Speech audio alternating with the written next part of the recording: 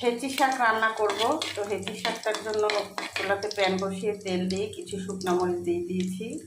আর হেঁচি শাকটা সুন্দর করে বেছে ধুয়ে তারপরে কেটে নিয়েছি।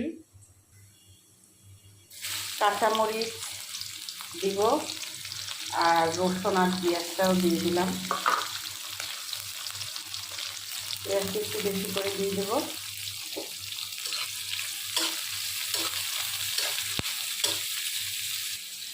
সামান্য একটু বাটা রসুন দিয়ে দিলাম আর হলুদ দিয়ে দেবো, কারণ চিংড়ি মাছ দিয়ে রান্না করব। চিংড়ি মাছটার মধ্যে একটু হলুদ দিলে ভালো লাগে।